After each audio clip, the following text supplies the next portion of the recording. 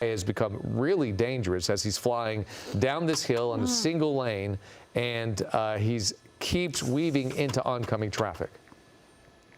Yeah, hi, can you guys hear me? Yes. I can hear you now. Oh, okay, great.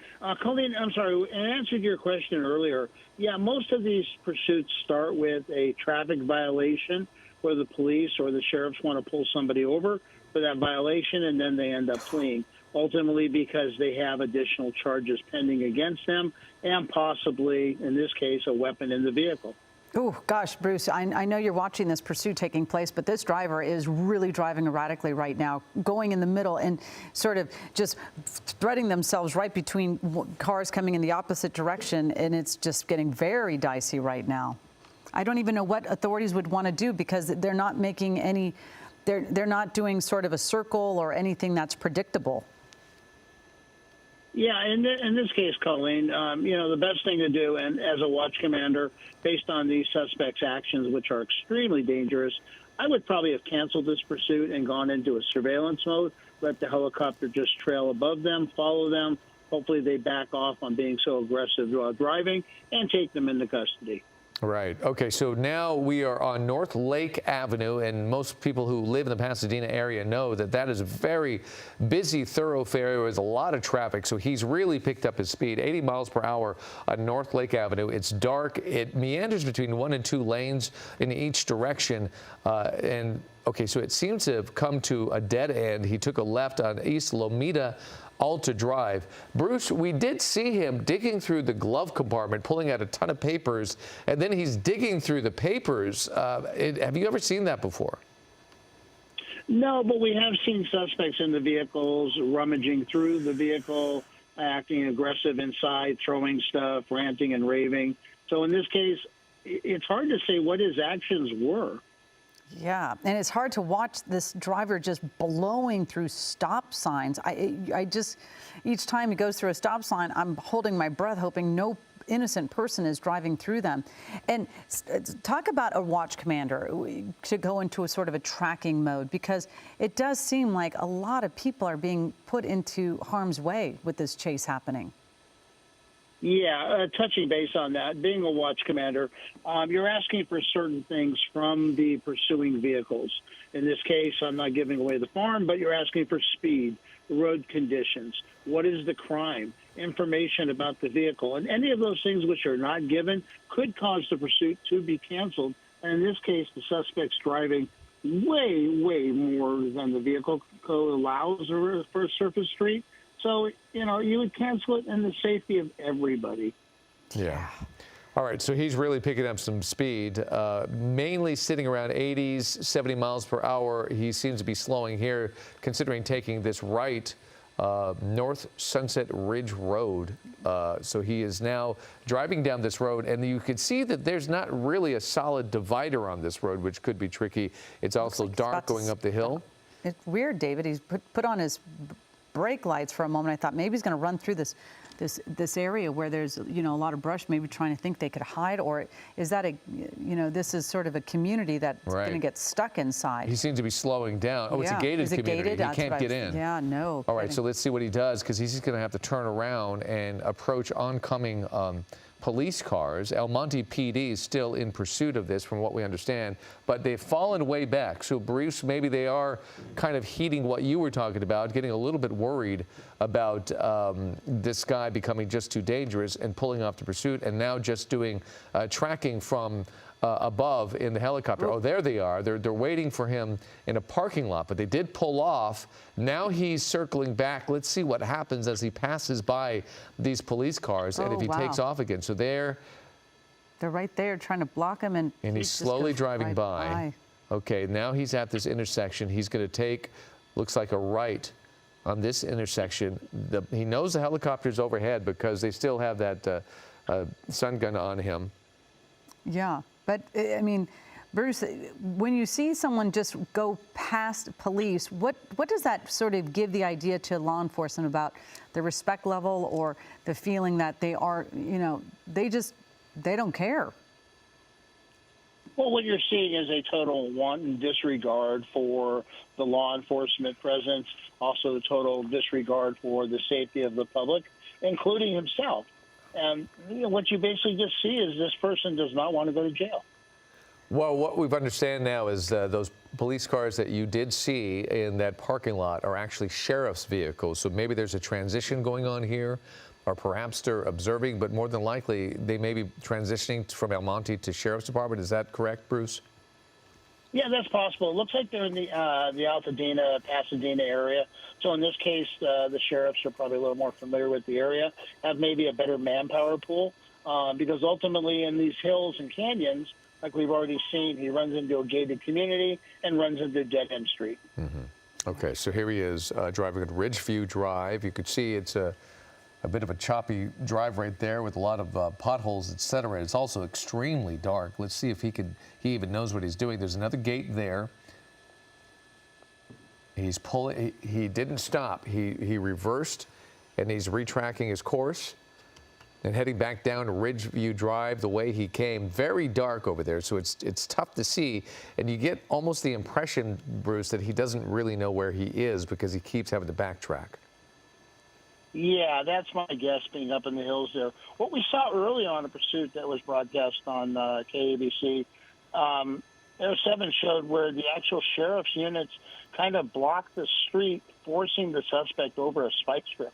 So that seems to be a new tactic and tool, which was very aggressive, but it worked.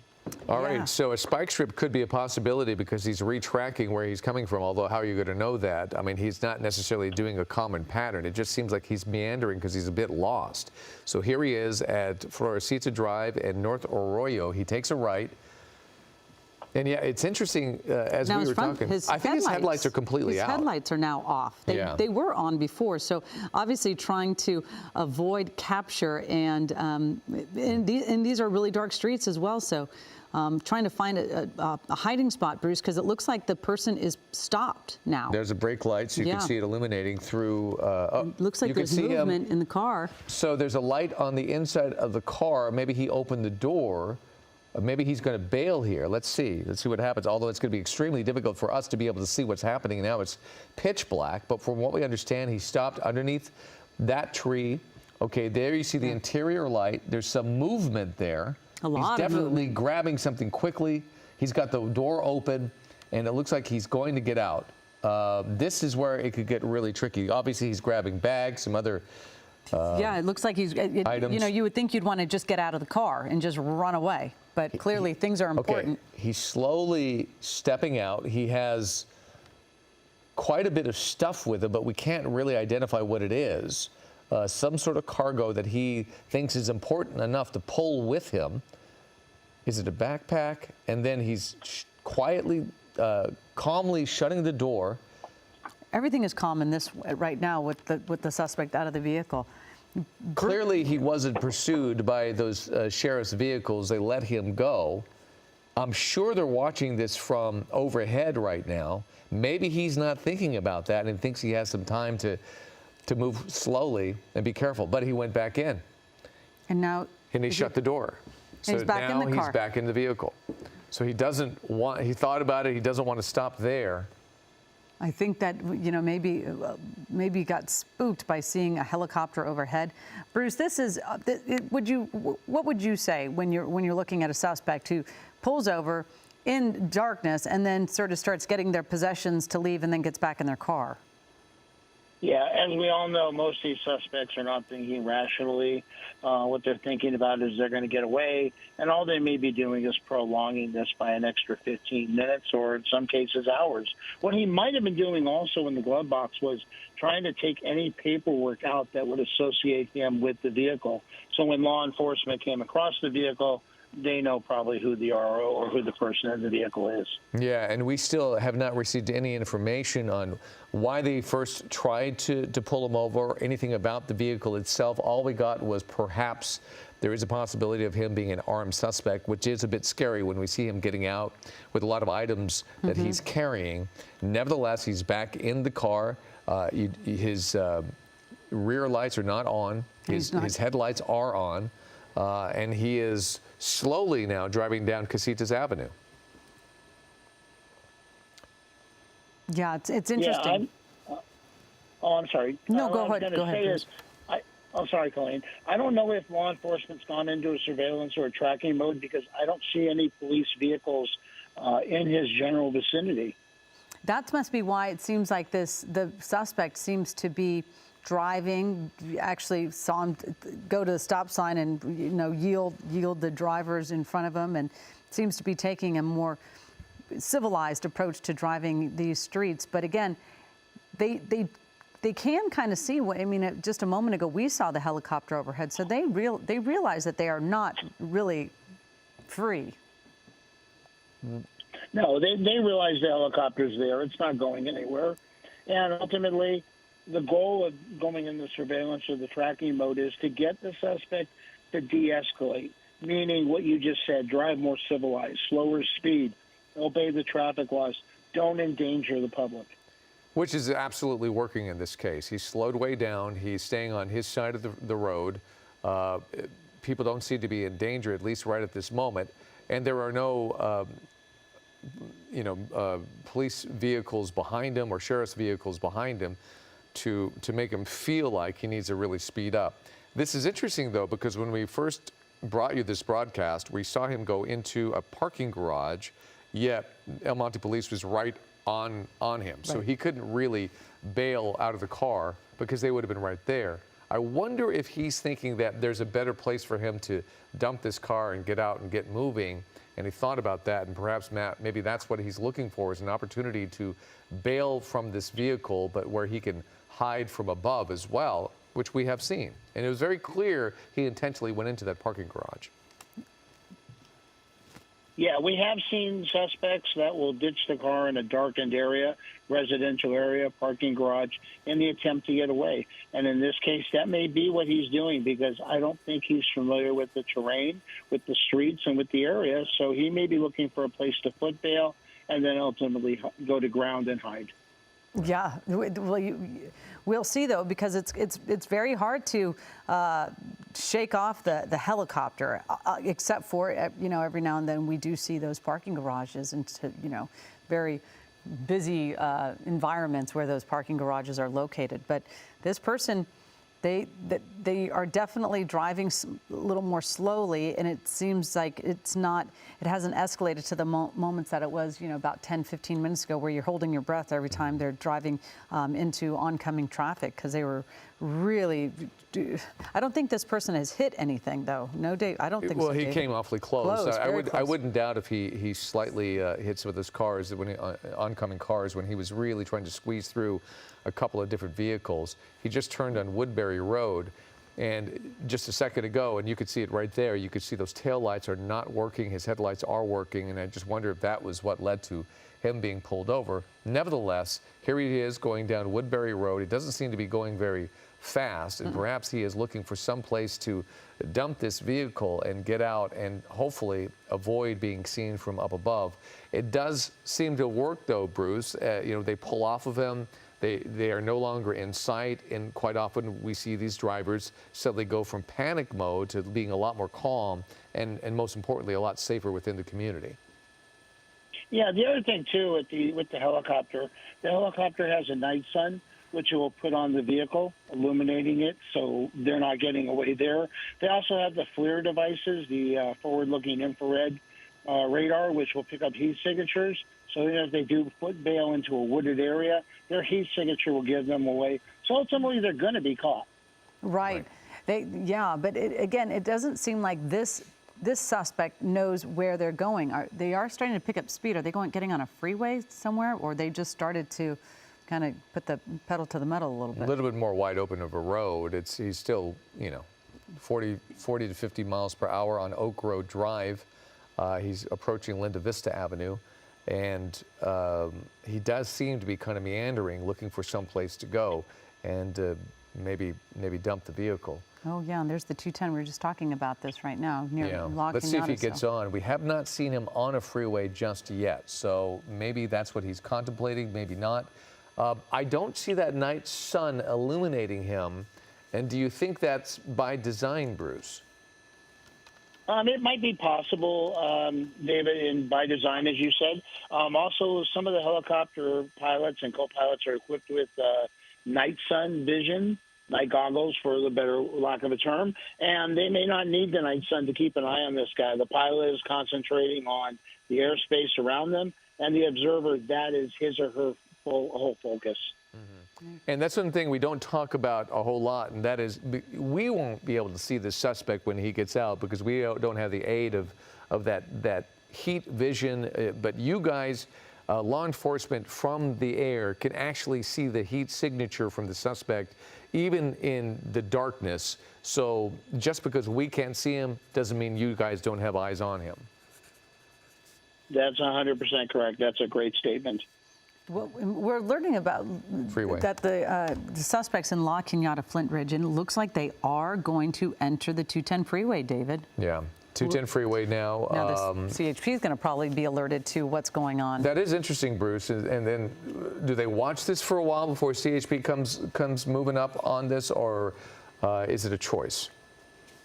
Well, what they'll do is you have the helicopter who's basically calling the pursuit, meaning if there were police vehicles behind this person, the helicopter's calling the direction of travel, the speed, cross traffic, those things. So in this case, the helicopter or the sheriffs have put out the CHP, hey, we're adjacent to your area, and we may be entering your area, and if we do, we may be requesting mutual aid and possibly for you to take over the pursuit. Yeah. Well, and again, it's kind of interesting. It's 5:34 right now, and the 210 is pretty. Traffic is certainly flowing because on many nights at this time there would be quite a bit of traffic on our local freeways, being that it's 5:30, and because it's holiday, it's sort of holiday light type of traffic, but. Again, we're watching this. We'll see if it's always an interesting way to see that the CHP, when they get involved, because they have their own load of choreographed moves where they come on, they switch. It's always interesting to see how all the different jurisdictions and their law enforcement agencies handle pursuits. The good thing is he's on the freeway. He is going at he was going at a safe speed. Now he's starting to pick things up. But you notice he was kind of tracking along with that 18-wheeler for a while. Now he's accelerating, still within reason, about 70 miles per hour on the 210 freeway as it goes through Pasadena. This is the first time we've seen him on the freeway. We don't know if there's a purpose here or he is just trying to get out of this area because he doesn't know it very well. But we'll continue to watch where he goes. Bearweather says he goes through this underpass. There, is that him? Wow, that's hard to. There he is. He doesn't have the taillights on. So that's it. That's the vehicle right there. The headlights are on. The taillights are not working. And by the way, Bruce, would it be abnormal if the units were not tracking him any longer because they were in Pasadena? No, if it was sheriffs, they would definitely stay behind this person. A lot of the agencies have permission to go into jurisdictional. It may be that did not meet the criteria of that agency's pursuit policy. Every department has a pursuit policy. Those policies are mandated by the state of California, but some police agencies aren't going to chase traffic violations. Well, from what we understand, the sheriff's department has pulled off of this, at least when it comes to the helicopter. Now the Pasadena helicopter is overhead and has this, and this is going through their jurisdiction right now on the 210 West. But that's the vehicle we're talking about, that dark vehicle. We don't know what transpired to make him take off the way he did. Nevertheless, this pursuit has been going on for the better part of a half an hour now, more than that, perhaps 40 minutes. And the one concerning thing was there is a suspect in this vehicle. We believe probably only one person.